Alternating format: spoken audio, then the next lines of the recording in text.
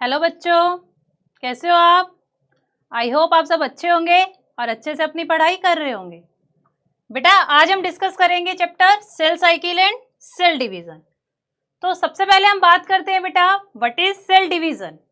Cell division क्या होगा बेटा कि जैसे ये एक सेल है, इस एक सेल से दो सेल का बनना, it is called cell division. अब हम बात करेंगे बच्चे कि सेल साइकिल क्या होगा। तो सेल साइकिल में क्या होगा बेटा कि एक सेल है, पहले क्या करेगा, ग्रोथ करेगा, अपना जो डीएनए है उसको रेप्लिकेट करेगा, देन वो दो सेल्स बनाएगा बेटा। तो इट मीन्स कि सेल साइकिल में हमारा सेल डिवीजन इंक्लूड होगा प्लस उसका प्रिपरेटिव फेज। अब हम बात करेंगे बच्चे what is the significance of cell division, कि सेल डिवीजन करने की जरूरत ही क्यों है। तो बेटा सेल डिवीजन इसलिए करना पड़ेगा कि अगर हमारी बॉडी में कोई भी चोट लग गई, हमारे सेल्स डैमेज हो गए, तो उनको रिपेयर कौन करेगा, सेल डिवीजन। तो सेल डिवीजन किसमें हेल्प करेगा, डैमेज रिपेयर। उसके बाद बेटा आप सबको पता है कि हमारी लाइफ कहाँ से स्टार्ट होती है, जाइगोट। तो जाइगोट से हम मल्टी सेलुलर ऑर्गेनिज्म बनते हैं, वो किससे बनते हैं, due to continuous cell division. Zygote to multicellular organism, ये किसके कारण हुआ बेटा, सेल डिवीजन के कारण। फिर हमारी बॉडी के अंदर जो ग्रोथ होगी वो कौन करवाएगा, सेल डिवीजन। तो growth is due to cell division. उसके बाद बच्चे हम बात करते हैं कि जो ग्रोथ और रिप्रोडक्शन है बेटा, these are characteristics of cells indeed of all living organism. जैसे बेटा लिविंग ऑर्गेनिज्म में रिप्रोडक्शन का मतलब क्या होता है कि अपने जैसा इंडिविजुअल बनाना, ऐसे ही बेटा सेल डिवीजन में क्या होगा, अपने जैसा नया सेल बनाना। तो जो ग्रोथ और रिप्रोडक्शन है बेटा वो हमारे लिविंग सेल्स के भी, लिविंग ऑर्गेनिज्म के भी कैरेक्टरिस्टिक फीचर है, प्लस सेल के भी कैरेक्टरिस्टिक फीचर है, क्योंकि सेल भी क्या करेगा, ग्रोथ करता है एंड देन वो डिवाइड करता है। All cells reproduce by dividing into two with each parental cells giving rise to two daughter cells, कि हर एक सेल से क्या बनेगा बेटा, दो डॉटर सेल्स बनेंगी। These newly form daughter cells grow करेंगी एंड डिवाइड। तो इससे क्या बनेगा बेटा, एक सेल से बहुत सारे मल्टीपल सेल्स बन जाएंगे। और हम इस क्या कह सकते हैं बेटा कि जो cycles of growth and division है allow a single cell to form a structure consisting of millions of cells. जैसे कि हम है बेटा, हमारी लाइफ जाइगोट से स्टार्ट हुई, अब हमारी बॉडी के अंदर क्या है, मिलियंस ऑफ सेल्स प्रेजेंट है। तो बेटा अब हम पढ़ेंगे सेल साइकिल को डिटेल में। सेल साइकिल होगा क्या बच्चे कि सेल क्या कर रहा है, अपने आप को ग्रोथ कर रहा है। मतलब ग्रोथ करने का मतलब क्या है, जैसे कि ये है बेटा हमारा न्यूक्लियस और ये क्या है बेटा हमारा सेल। तो सबसे पहले क्या होगा बेटा, सेल अपने साइज को इंक्रीज करेगा, क्योंकि बेटा अगर डिवाइड करना है तो उसको क्या करना पड़ेगा, अपना सारा मटेरियल डबल करना पड़ेगा। तो इस केस में क्या करेगा, वो सबसे पहले अपने साइज को इंक्रीज करेगा। तो मतलब उसमें क्या होगी, ग्रोथ होगी। अब ग्रोथ होगी तो बेटा सेल के अंदर क्या प्रेजेंट है, जेनेटिक मटेरियल, डीएनए। तो डीएनए भी क्या होगा बच्चे, उसकी भी कॉपी बनानी पड़ेगी, क्योंकि अगर दो सेल्स बनेंगे तो दोनों में डीएनए क्या जाएगा, अलग अलग। तो सबसे पहले सेल क्या करेगा, अपने साइज को इंक्रीज करेगा, देन बेटा डीएनए रेप्लिकेशन होगा और इससे क्या बनेंगे, दो सेल्स बन जाएंगे। तो डीएनए रेप्लिकेट किया और देन ये एक सेल, ये दूसरा सेल। तो मतलब पहले हमारे पास क्या था बेटा, यहाँ पर डबल स्ट्रैंडेड डीएनए।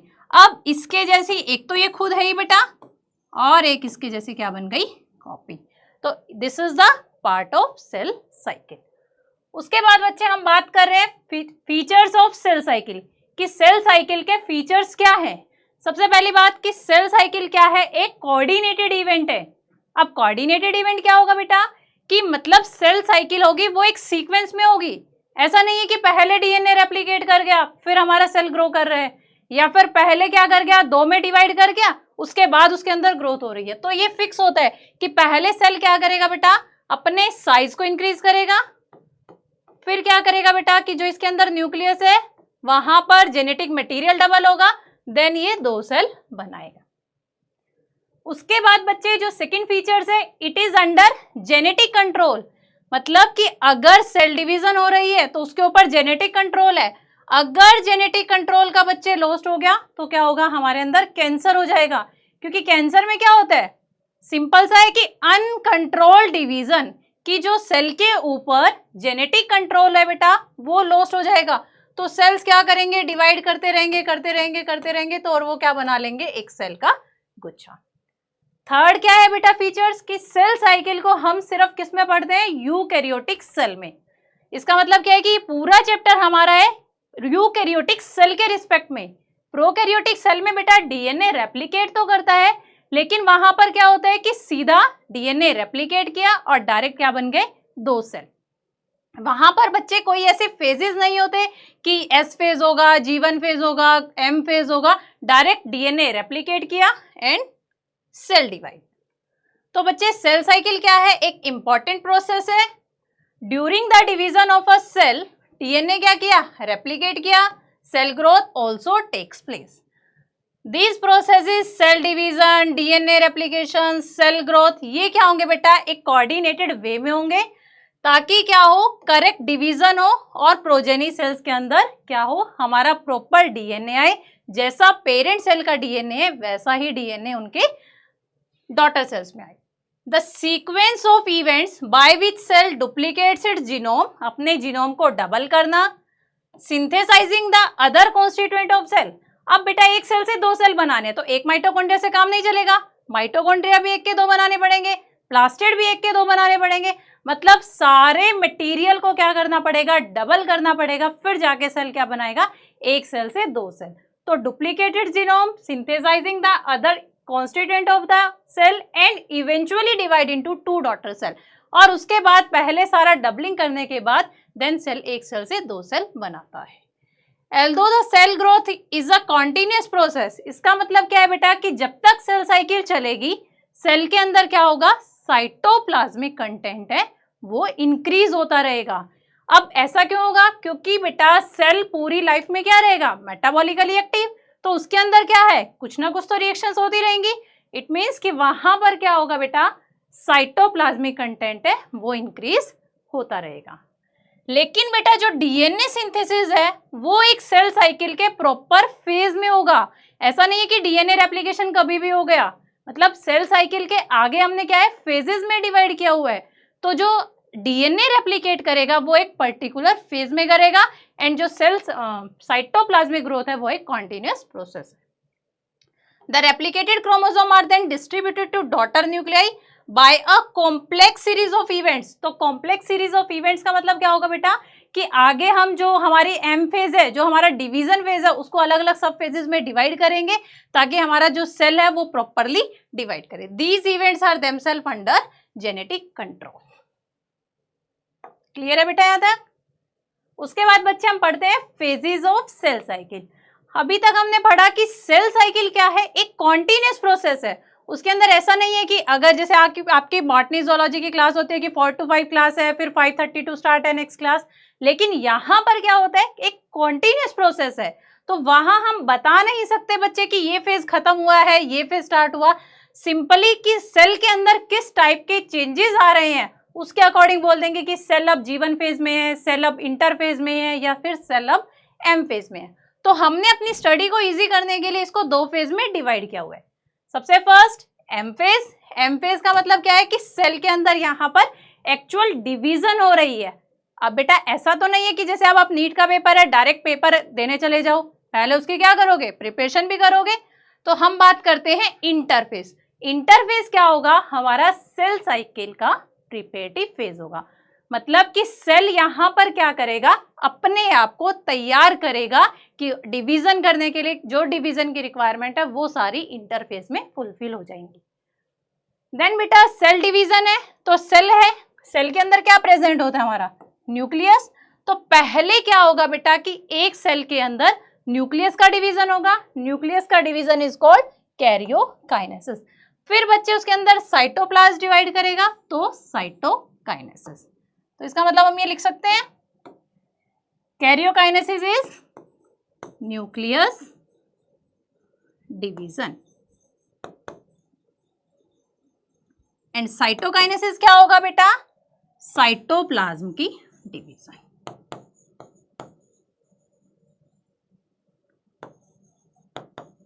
हम बात करते हैं बेटा इंटरफेज के बारे में। इंटरफेस जैसा कि मैंने बताया कि सेल का क्या होगा, एक प्रिपरेटिव फेज होगा। तो इंटरफेस क्या होगा, gap between two successive M phase.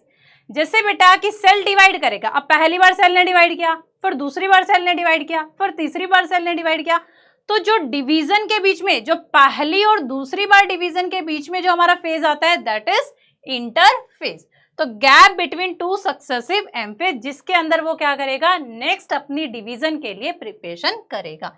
लेकिन बेटा इसको हम क्या बोल रहे हैं, रेस्टिंग फेज। तो अगर वो इतना सारा काम कर रहा है, why it is called resting phase. Resting phase बच्चे सिर्फ इसीलिए बोला हुआ है कि एम फेज के रिस्पेक्ट में यहाँ पर जो साइटोप्लाज्म है, जो हमारा न्यूक्लियस है, उसके अंदर जो चेंजेस होते हैं वो बहुत कम होते हैं। तो as compare to M phase it is called resting phase.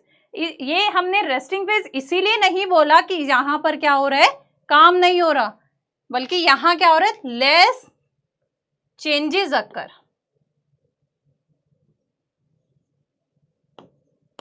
That's why it is called resting phase. उसके बाद बेटा सबसे पहले हम जान लेते हैं थोड़ा सा क्रोमेटिन और क्रोमोसोम के बारे में, कि क्रोमेटिन और क्रोमोसोम्स क्या होते हैं। एक्चुअली बेटा जो जेनेटिक मटेरियल है हमारा डीएनए, उसी की फॉर्म होती है एक क्रोमेटिन और एक क्या होती है, क्रोमोसोम। अब बेटा इंटरफेज मतलब सेल का क्या है, नॉन डिविजिबल फेज, जहां पर सेल डिवाइड नहीं कर रहा। तो जहां सेल डिवाइड नहीं कर रहा वहां पर हमारा जेनेटिक मटेरियल होगा क्रोमेटिन की फॉर्म में। अब बेटा जहां पर सेल डिवाइड कर रहा है, तो सेल डिवाइड कर रहा है तो वहां पर हमारा जेनेटिक मटेरियल होगा क्रोमोसोम की फॉर्म में। अब बच्चे जो हमारा जेनेटिक मटेरियल है वो डीएनए की फॉर्म में क्यों नहीं रहता, क्योंकि जो डीएनए है उसका साइज बहुत बड़ा होता है, न्यूक्लियस का साइज छोटा सा होता है, तो वो उसमें पैक होकर ही आ सकता है बेटा, क्रोमेटिन और क्रोमोसोम के फॉर्म में ही आ सकता है। इसीलिए हमें सेल के अंदर डीएनए देखने को नहीं मिलता। जब सेल डिवाइड नहीं कर रहा तो वो क्रोमेटिन की फॉर्म में होगा, और जब सेल डिवाइड कर रहा है तो वो क्रोमोसोम की फॉर्म में होगा। क्रोमेटिन भी बेटा दो टाइप के होते हैं, एक यूक्रोमेटिन और एक हेट्रोक्रोमेटिन। तो ये है हमारा डीएनए, दिस इज डीएनए। अब डीएनए के अंदर क्या आएंगे, कुछ प्रोटीन्स आएंगे जो उसको क्या करेंगे, पैक करेंगे ताकि वो छोटे से न्यूक्लियस के अंदर आ जाए। तो इसको हम क्या बोलेंगे, क्रोमेटिन। तो क्रोमेटिन में क्या क्या है बेटा, डीएनए, आरएनए प्लस प्रोटीन। और प्रोटीन कौन से हैं, जो इसकी पैकेजिंग में हेल्प करेंगे। फिर बेटा और कंडेंस होगा, या सेल जब एम फेज में आ जाएगा तो वो किस फॉर्म में प्रेजेंट होगा, क्रोमोसोम की फॉर्म में। यहां पर अगर डीएनए की बात करें बेटा, तो जो डीएनए है वो क्या है, लीस्ट कंडेंस्ड, सबसे कम कंडेंस्ड है।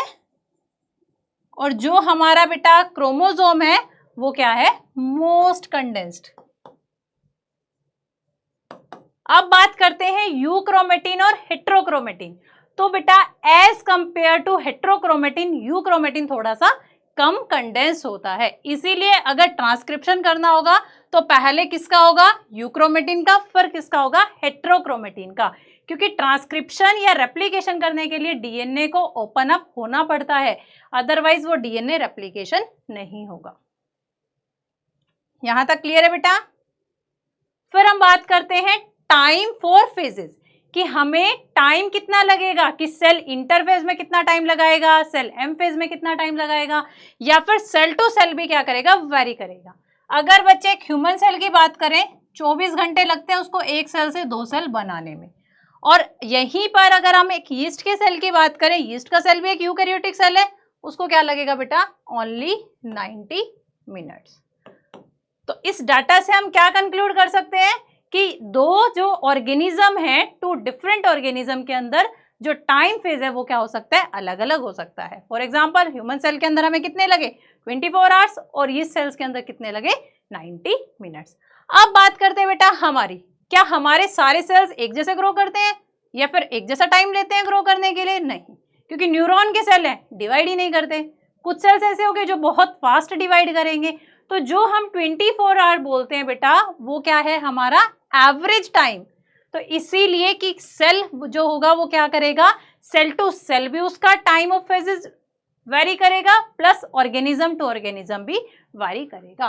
तो in one organism time can be different for two different cell. कि स्किन का सेल का डिवाइडिंग टाइम अलग है, हमारे लीवर के सेल का डिवाइडिंग टाइम अलग है, लेकिन टू डिफरेंट ऑर्गेनिज्म का भी क्या हो सकता है बेटा, अलग अलग टाइम। ह्यूमन सेल का 24 आवर्स और यीस्ट का कितना है, ओनली 90 मिनट्स। अब हम बात करते हैं बच्चे कि हमारे में सेल साइकिल में जो इंटरफेज है, एम फेज है, उसमें कितना टाइम लग रहा है। तो बेटा जो मैक्सिमम टाइम होता है वो हमारा किस में चला जाता है, इंटरफेज में, मतलब सेल के प्रिपरेशन फेज में। तो लगभग जो 95% है वो सेल हमारा किस में लगा देता है, इंटरफेज में। अगर आप ह्यूमन सेल की बात करोगे तो 24 आवर्स लगते हैं सेल डिवाइड करने में, तो लगभग 23 आवर्स उसके किस में चले जाएंगे, इंटरफेज में। और बचा हुआ 5% मतलब जो 1 आवर है वो किस में जाएगा, एम फेज में, मतलब जो हमारा एक्चुअल सेल डिवीजन टाइम है। अब इंटरफेज में भी बेटा 3 फेज होते हैं, G1, S और G2। तो G1, S और G2 में भी जो मैक्सिमम टाइम होगा बेटा वो हमारा किस में लगेगा, G1 में। It takes maximum time.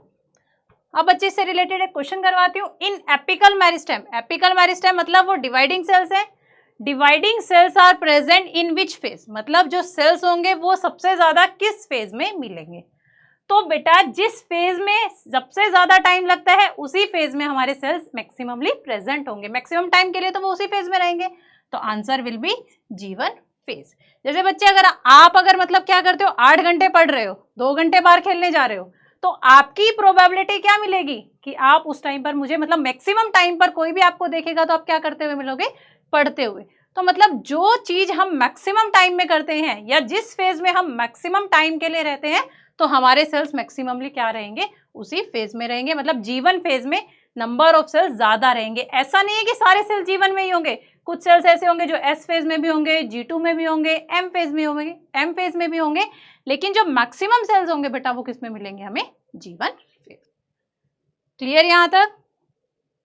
Then हम एनसीईआरटी की लाइंस देख लेते हैं। सबसे पहले फेजेस ऑफ सेल साइकिल, वही बेटा अगर ह्यूमन बीइंग की बात करेंगे तो कितना है, 24 आवर्स, और यीस्ट की बात करेंगे तो कितना लगता है, सिर्फ 90 मिनट्स। अब हम बेटा क्या करेंगे, जो सेल साइकिल है उसके अंदर 2 फेज होते हैं। कौन कौन से, एक इंटरफेज हमारा प्रिपरेटिव फेज होगा, एक एक्चुअल एम फेज जहां पर हम क्या करेंगे, सेल को डिवाइड करवाएंगे। उसके बाद बच्चे हम बात करते हैं जो एम फेज होगा वो हमारा स्टार्ट करेगा न्यूक्लियर डिवीजन से and corresponding to the separation of daughter chromosome. कि हमने क्या किया था, इंटरफेज में तो डबल किया था, अब एम फेज में क्या होगा कि जो हमारा डबल हुआ है जेनेटिक मटेरियल उसको सेपरेट करके साइटोकाइनेसिस में क्या करेंगे, अलग अलग सेल्स में भेज देंगे। तो interphase so called the cell resting phase is the time during which cell is preparing for division. कैसे, सेल ग्रो करेगा, डीएनए रेप्लिकेशन करेगा।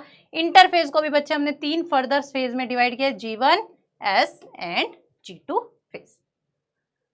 एम फेज किसको रिप्रेजेंट कर रहा है, देखो बेटा सेल साइकिल के अंदर ऐसे फेज होते हैं, जैसे हमारा G1, S, G2, M। जो हमारा एम फेज होगा बेटा यहां पर क्या होगा, एक्चुअल सेल डिवीजन। एक्चुअली जो सेल का डिवीजन टाइम होगा वो होगा एम फेज, जिसमें सेल 5% के लिए ही रहेगा।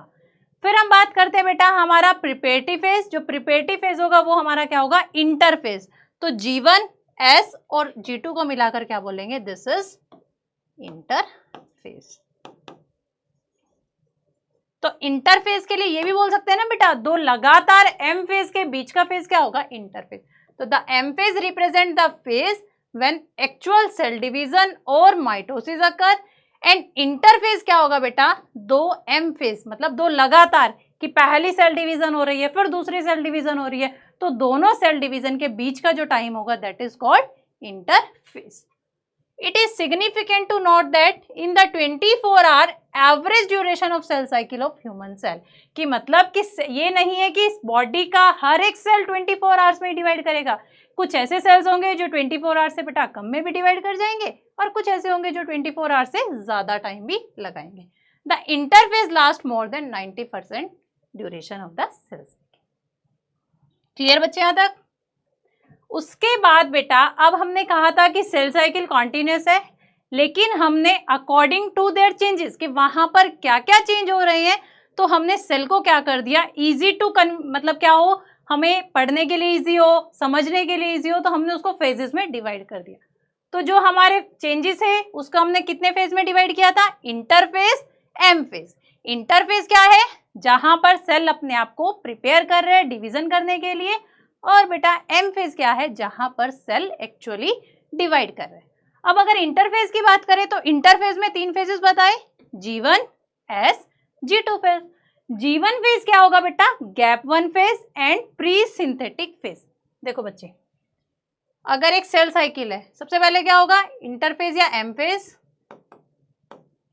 एम फेज हो रहा है, देन उसके अंदर इंटरफेज, और इंटरफेज के अंदर भी 3 फेज हैं, G1, S, G2।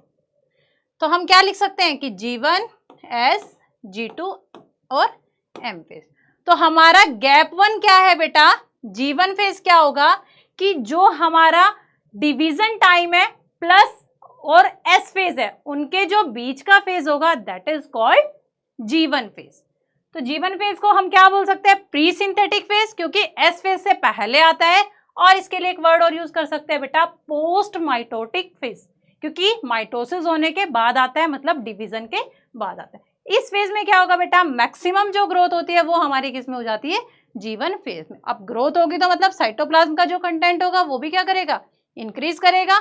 अब बच्चे अगर यहाँ पर सेल ज्यादा ग्रो कर रही है, ज्यादा ग्रो कर रही है तो मतलब ज्यादा फूड चाहिए, और अगर ज्यादा फूड चाहिए तो मतलब उसको एंजाइम चाहिए उसको डाइजेस्ट करने के लिए या फिर उसको ऑब्टेन करने के लिए। और एंजाइम का मतलब क्या है कि हमें क्या करवानी पड़ेगी सेल के अंदर, ट्रांसक्रिप्शन एंड ट्रांसलेशन। तो ट्रांसक्रिप्शन में क्या होगा, हमारा डीएनए से आरएनए बन जाएगा, और ट्रांसलेशन में क्या होगा, आरएनए से प्रोटीन बन जाएंगे। फिर क्या होगा बेटा कि डीएनए डैमेज रिपेयर करना होगा। क्यों करना होगा डीएनए डैमेज रिपेयर, क्योंकि हमें पता है कि एस फेज में डीएनए को क्या करना है, रेप्लिकेट करना है, और जैसा डीएनए आप उसको दोगे वैसे का वैसा उसकी सेम कॉपी बना देगा। तो अगर आपका डीएनए टूटा फूटा होगा तो वो वैसी ही कॉपी बना देगा। इसीलिए हम एस फेज मतलब क्या करते हैं, G1 फेज में एस फेज की तैयारी कर लेते हैं कि अगर हमारे डीएनए के अंदर कहीं पर भी डैमेज है तो उसको क्या करो, रिपेयर कर दो। और क्या होगा बेटा, यहाँ पर N/C रेशो क्या होता है, डिक्रीज होता है। अब हम बात करते हैं बच्चे कि ये N/C रेशो होता क्या है। तो N/C रेशो होता है बेटा आपका size of nucleus with respect to size of cytoplasm, कि साइटोप्लाज्म का और न्यूक्लियस का साइज का रेशो क्या है, दैट इज N/C। अब हम मानते हैं बच्चे कि देखो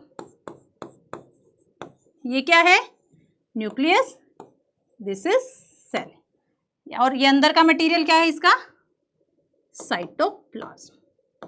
अब बेटा मैं एक आर्बिट्रेरी वैल्यू बता देती हूँ आपको कि हम मान लेते हैं कि जो हमारा न्यूक्लियस है उसकी वैल्यू 5 और जो साइटोप्लाज्म है उसकी वैल्यू क्या है 10। तो N/C रेशो क्या होगा,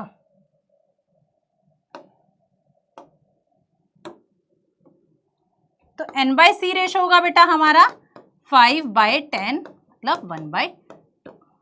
अब क्या हुआ बेटा कि सेल क्या कर गया, ग्रोथ कर गया। सेल के अंदर ग्रोथ होगी क्योंकि G1 फेज में क्या हो जाती है, ग्रोथ हो जाती है। तो यहाँ पर जो न्यूक्लियस है बेटा वो तो क्या रहा 5 का 5, लेकिन साइटोप्लाज्म ने इंक्रीज कर लिया तो 10 से कितना बन गया 20।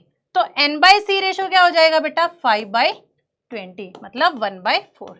तो 1/2 से क्या हो गया 1/4, मतलब कि अगर हम बात करें बेटा G1 फेज की, तो G1 फेज में N/C रेशो क्या हो जाता है, डिक्रीज हो जाता है बेटा।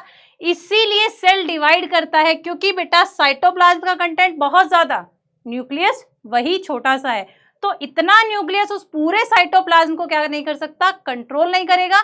इसीलिए वो कहेगा कि भाई न्यूक्लियस का कंटेंट भी क्या होना चाहिए, इंक्रीज होना चाहिए। तो N/C रेशो के डिक्रीज होने के कारण सेल के अंदर क्या होगा, डिवीजन होगी, और सेल डिवीजन क्या करेगी बेटा, इस N/C रेशो को वापस से मेंटेन करेगी। तो हमारे माइटोसिस का एक सिग्निफिकेंस होता है N/C रेशो को मेंटेन करना।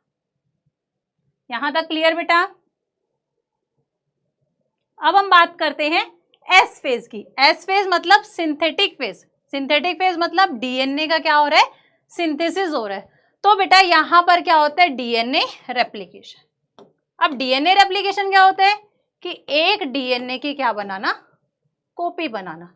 जैसे हमारे पास क्या है, डबल स्ट्रैंडेड डीएनए, तो एक डीएनए तो ये ऑलरेडी सेल में प्रेजेंट है, एक और उसकी कॉपी बन गई। This is called DNA replication. अब अगर हम बात करें बेटा एनिमल सेल की, तो एनिमल सेल में क्या होगा कि सेंट्रियोल प्रेजेंट होता है, सेंट्रियोल और सेंट्रोसोम, जो क्या करते हैं, सेल डिवीजन में हेल्प करते हैं।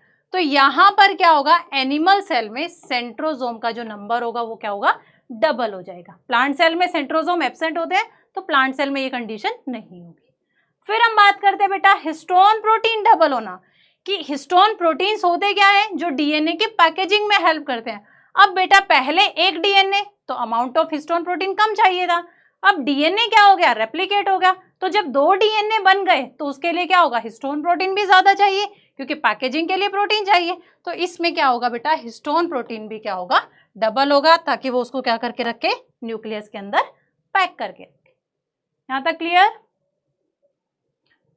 उसके बाद बेटा हम बात करते हैं G2 फेज यानी gap 2 phase.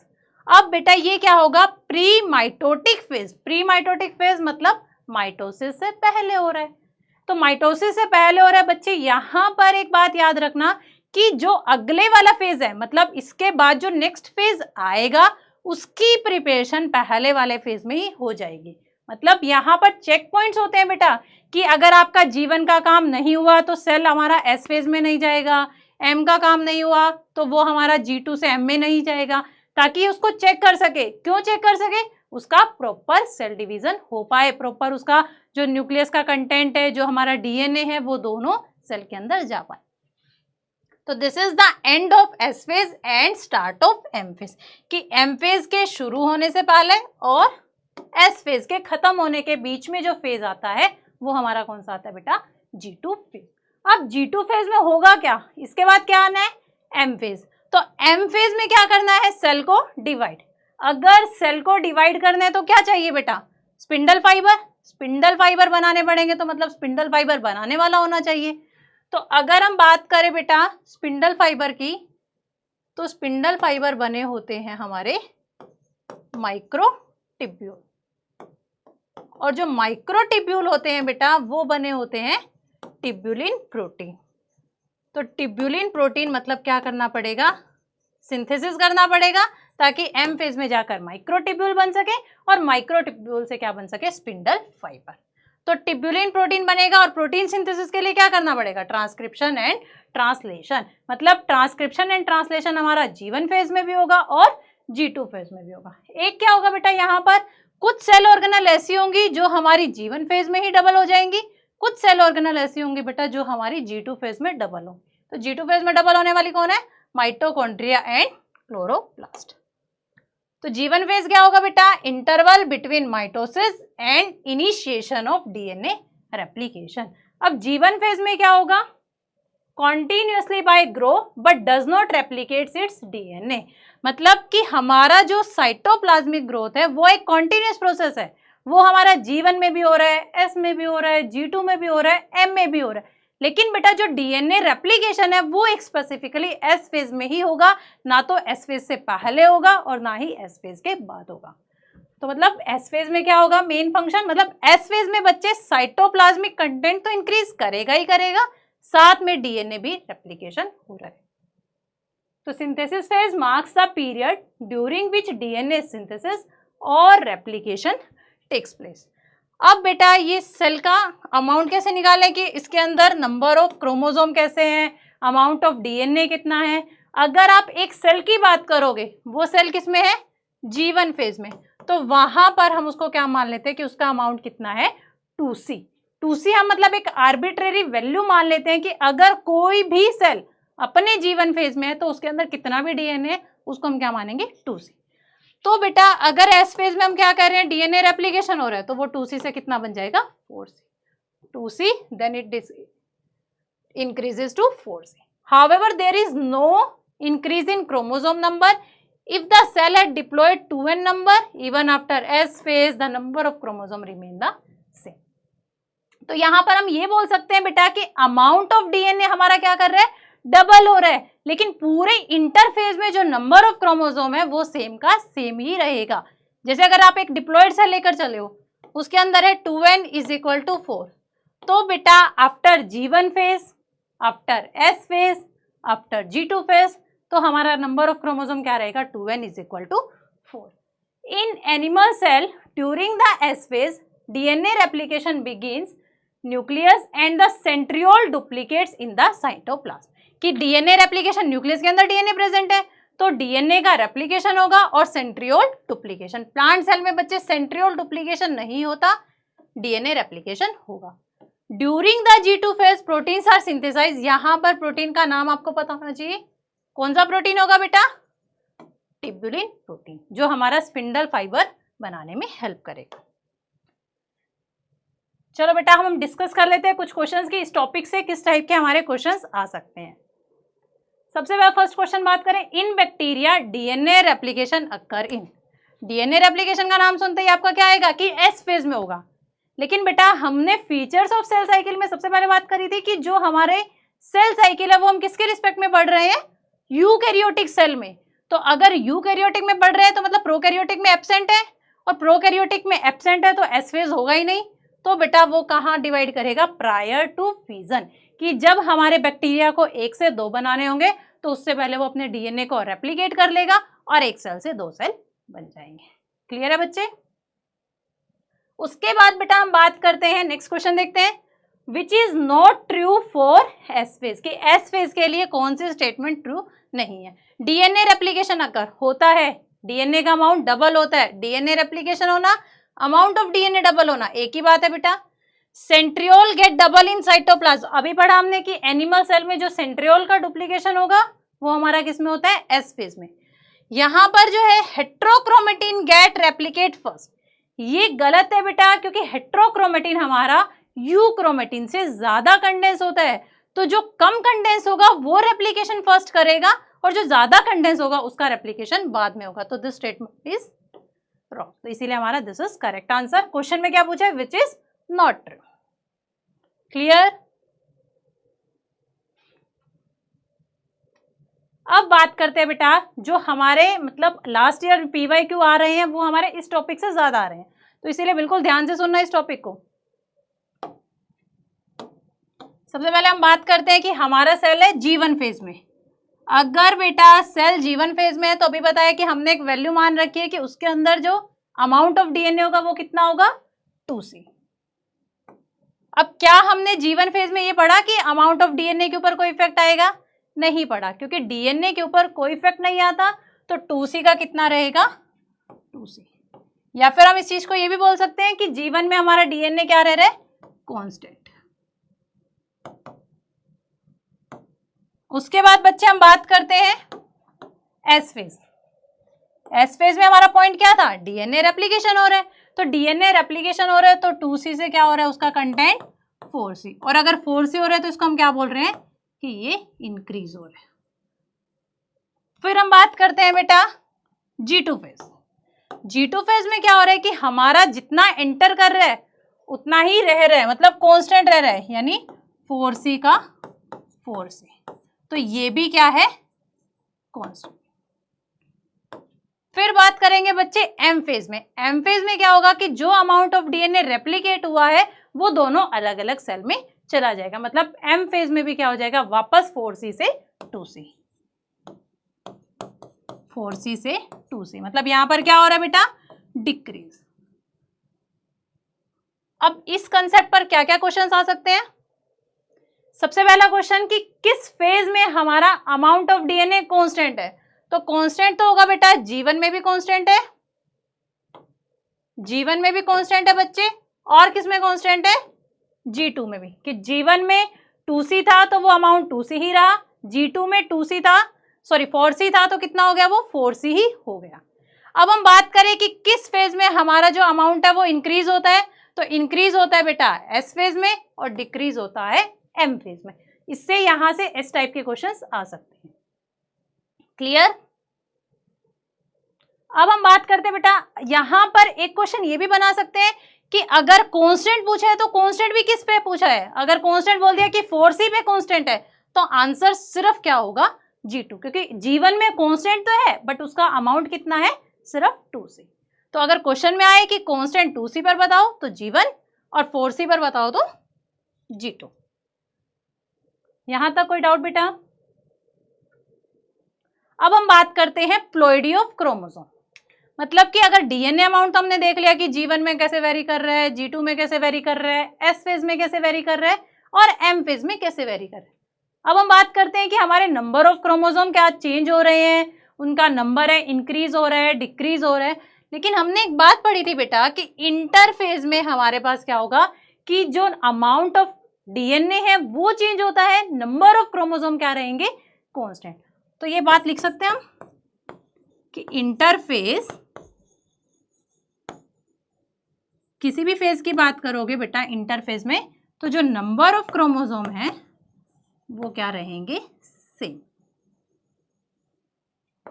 Number of chromosome same, मतलब G1 के बाद भी उतने ही रहेंगे, G2 के बाद भी उतने ही रहेंगे और S फेज के बाद भी उतने ही रहेंगे। तो चेंजेस किस में आता है, चेंज आता है बेटा क्रोमेटिड में।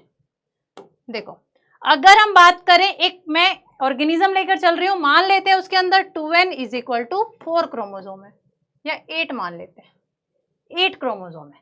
तो अगर हम G1 की बात करेंगे बेटा, G1 में क्या होगा, ये मैंने क्या रिप्रेजेंट कर दिए, 2n is equal to 8 condition, 2n is equal to 8। यहां पर क्या है बेटा, एक क्रोमोसोम के अंदर एक ही क्रोमेटिड प्रेजेंट है, दिस इज सेंट्रोमियर। तो यहां कुछ ऐसी कंडीशन प्रेजेंट है, एक क्रोमोसोम में एक ही क्रोमेटिड। ये क्या है इसका बेटा, सेंट्रोमियर, और ये क्या है, क्रोमेटिड। अब हम ये बोलते हैं बेटा कि एस फेज में अमाउंट ऑफ डीएनए डबल होता है, फिर नंबर ऑफ क्रोमोसोम सेम कैसे रहते हैं? अगर अमाउंट ऑफ डीएनए डबल हुआ है तो नंबर ऑफ क्रोमोसोम भी डबल होने चाहिए। लेकिन बेटा amount of DNA he double होता है, नंबर ऑफ क्रोमोसोम सेम रहते हैं, क्योंकि जो एस फेज में क्रोमेटिड बनती है ना, वो इसी की सिस्टर क्रोमेटिड बनती है, तो नंबर के ऊपर कोई इफेक्ट नहीं आता। अगर आप यहाँ पर बात करोगे, यहाँ पे क्या है, 2n इज इक्वल टू 8, यहाँ पर भी क्या होगा बेटा, 2n इज इक्वल टू 8, यहाँ भी क्या होगा, 2n इज इक्वल टू 8, यहाँ भी क्या होगा, 2n is equal to 8। Difference क्या आएगा, नंबर ऑफ क्रोमेटिड में। तो यहाँ बेटा एक क्रोमोसोम है, इसके अंदर क्या आ जाती हैं, 2 क्रोमेटिड।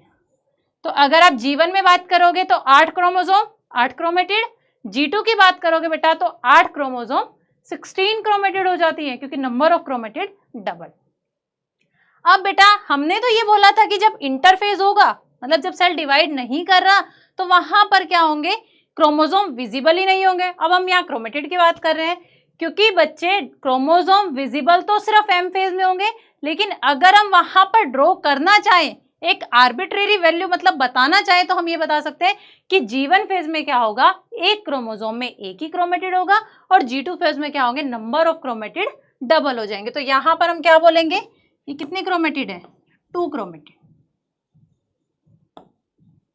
अभी भी क्रोमोसोम नंबर है वो सेम ही है, जैसे 1 2 3 4 5 6 7 8।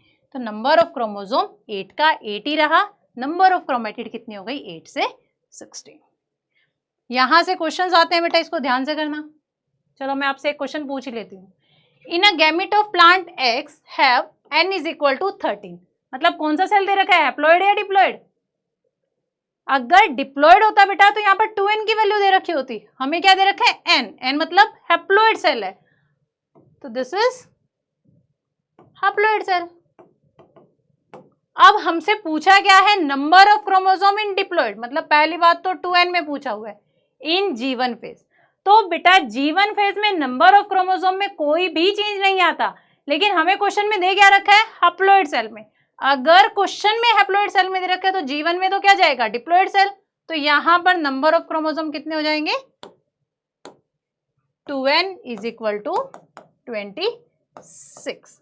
क्वेश्चन में हैप्लॉइड सेल है, अगर क्वेश्चन में ये दे रखा होता बेटा डिप्लॉइड सेल है, कि एक डिप्लॉइड सेल है, वहां पर 2n इज इक्वल टू 8 है, तो आप ये बताओ कि G1 में कितने होंगे, तो वो 2n इज इक्वल टू 8 ही रहता। देन पूछा है कि number of chromosome in diploid cell in G2 phase. अब बेटा जो G2 फेज है वहां पर वो भी इंटरफेज का पार्ट है, तो यहाँ भी नंबर ऑफ क्रोमोसोम कांस्टेंट ही रहेंगे, सेम ही रहेंगे, 2n इज इक्वल टू 26। यहाँ तक clear?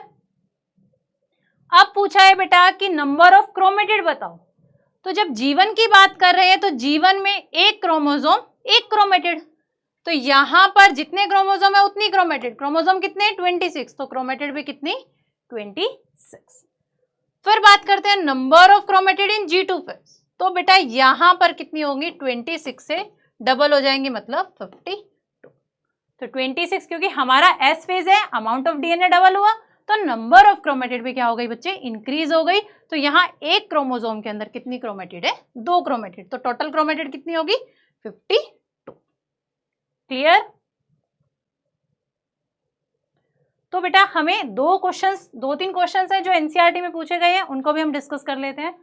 How do plants and animals continue to grow all over their life, कि प्लांट्स और एनिमल्स डिवाइड कैसे करते हैं? क्योंकि उसके अंदर डिवाइडिंग सेल्स प्रेजेंट होंगे। अगर डिवाइडिंग सेल्स पूरी लाइफ काम करेंगे तो मतलब ऑल ओवर द लाइफ वो क्या करेगा? ऑर्गेनिज्म ग्रो करता रहेगा। यानी डिवाइडिंग सेल्स के ऊपर डिपेंड करेगा बेटा कि हमारा जो ऑर्गेनिज्म है वो ग्रो कर रहा है कि नहीं कर रहा। In a plant divide all the time, नहीं बच्चे, क्योंकि हमारे पास अगर आप प्लांट सेल की बात करोगे तो प्लांट सेल के अंदर प्रेजेंट होता है मेरिस्टेमेटिक सेल्स, और वो भी बेटा स्पेसिफिक लोकेशन पर होते हैं। क्योंकि अगर स्पेसिफिक लोकेशन पर नहीं होते तो मतलब कभी भी प्लांट से पत्तियां नहीं गिरती, कभी भी उसके फ्रूट नहीं गिरते, क्योंकि फ्रूट हैं, लीव्स हैं, इनके अंदर क्या होगी? लिमिटेड ग्रोथ होती है। तो वहां पर तो हमारे पास क्या बोलेंगे कि पूरी लाइफ उनके अंदर ग्रोथ नहीं हो रही। लेकिन अगर रूट की बात करोगे, स्टेम की बात करोगे, तो उसको रूट को, स्टेम को हम कट कर देते हैं, वो वापस से क्या कर जाता है? ग्रो कर जाता है। तो इसमें हम ये बोल सकते हैं बेटा कि प्लांट्स के अंदर तो क्या होगा? Throughout the life grow हो सकता है। किसके कारण हो सकता है? Due to meristematic cell. Do you think all the cells continue to divide in plant cell? अभी बात करी बेटा, अगर सारे सेल कॉन्टिन्यूसली डिवाइड करते तो कभी भी पेड़ से पत्तियां नहीं गिरती, कभी भी उनके फ्रूट नहीं गिरते, तो इसीलिए answer will be no. Can you tell the name and the location of tissues having a cells that divide all their life time? तो वो कौन से हो गए बेटा? मेरिस्टेम। रूट की टिप पर प्रेजेंट होते हैं रूट एपिकल मेरिस्टेम, शूट की टिप पर प्रेजेंट होते हैं शूट एपिकल मेरिस्टेम। वो क्या करते हैं? कॉन्टिन्यू डिवाइड करते रहते हैं। तो ये कौन से सेल्स बोल सकते हैं? मेरिस्टेम होंगे, जो स्पेसिफिक लोकेशन पर होंगे। और अगर आप एनिमल सेल की बात करो बेटा, do animals have similar meristem in their meristematic tissue? नहीं बेटा, एनिमल सेल्स के अंदर मेरिस्टेमेटिक टिश्यू नहीं होता। जैसे अगर मेरी बॉडी है तो एक लिमिटेड टाइम तक ग्रो करी है, उसके बाद उसके अंदर ग्रोथ नहीं हो रही। हाँ, अब यहाँ पर जो सेल डिवाइड कर सकते हैं, लेकिन सेल डिवाइड किस लिए होंगे? कि जो हमारे अंदर डैमेज हो गया, जो भी कभी क्या होता है, चोट लग गई, या फिर कुछ भी सेल्स, नॉर्मली भी सेल्स क्या करते रहेंगे? डैमेज हो जाते हैं, तो उनको रिपेयर करने के लिए डिवीजन होती है, ग्रोथ करने के लिए नहीं होती। मतलब पूरी लाइफ हमारे अंदर क्या है? ग्रोथ नहीं होती। प्लांट्स के अंदर बेटा पूरी लाइफ ग्रोथ होती है, लेकिन कुछ प्लांट्स ऐसे होते हैं जहां पर मतलब प्लांट्स क्या हो गया? साइज बहुत बड़ा हो गया, तो वहां पर विजुअलिटी नहीं रहती। जैसे अगर एक प्लांट है बेटा 100 मीटर पहले से लंबा है, अगर 1 सेंटीमीटर बढ़ गया तो वो हमें दिखेगा नहीं, लेकिन प्लांट्स क्या करते हैं? Through out the life grow करते हैं। इनके बारे में डिटेल पढ़ेंगे बेटा मॉर्फोलॉजी में। अब बात करते हैं, you have studied mitosis in onion root tip cell, it has 16 chromosome in each cell, कि वहां पर डिप्लॉयड सेल है, तो डिप्लॉयड सेल के अंदर कितने क्रोमोसोम है? 2n = 16। अब बेटा ये पूछे कि G1 फेज के बाद, S फेज के बाद, after M phase number of chromosome कितने रहेंगे? अभी हमने पढ़ा कि इंटरफेज है, इंटरफेज में भी नंबर ऑफ क्रोमोसोम सेम है, आफ्टर M फेज भी बेटा क्या हो रहे हैं? नंबर ऑफ क्रोमोसोम सेम ही रह रहे हैं। तो मतलब G1 में भी क्या होगा? 2n = 16। S फेज की बात करोगे तो भी 2n = 16, M फेज की बात करोगे तब भी 2n = 16। फिर पूछा बेटा कि डीएनए कंटेंट वेरी कैसे करेगा? तो G1 में कितना होता है? 2C, S फेज में क्या होगा? 2C से 4C, और G2 फेज में क्या होगा बेटा? 4C का 4C। क्लियर? तो बेटा आज की क्लास में हमने क्या क्या पढ़ा? सबसे पहले सेल साइकिल क्या होगा, कि सेल अपने आप को क्या करेगा? साइज इंक्रीज करेगा, डीएनए रेप्लिकेट करेगा, और एक सेल से 2 सेल बन जाएंगे। सेल साइकिल के 2 मेन फेज होते हैं, इंटरफेज, एम फेज। इंटरफेज मतलब सेल अपनी तैयारी करेगा, एम फेज में डिवाइड कर जाएगा। और ज्यादातर टाइम वो अपनी तैयारी में लगाता है, मतलब इंटर फेज में वो 95% टाइम लगा देगा। और ये टाइम भी बेटा क्या करता है, वैरी करता है सेल टू सेल और ऑर्गेनिज्म टू ऑर्गेनिज्म। उसके बाद बच्चे हमने पढ़ा इंटरफेज को डिटेल में। तो इंटरफेज में हमने कौन कौन से फेज पढ़े, G1 S G2। तीनों में क्या रहेंगे, नंबर ऑफ क्रोमोसोम सेम रहेंगे, डीएनए अमाउंट वैरी करता है। G1 में कांस्टेंट एट 2C, G2 में कांस्टेंट एट 4C, और S फेज में क्या करेगा, amount of DNA increase, and M phase में क्या होगा बेटा, अमाउंट ऑफ डीएनए डिक्रीज करेगा। क्लियर बेटा? तो कुछ क्वेश्चंस मैंने इसमें डाले हैं बेटा जो आपको प्रैक्टिस करनी होगी, जिसको हम नेक्स्ट क्लास में डिस्कस करेंगे। थैंक यू बेटा, तब तक के लिए बाय बाय।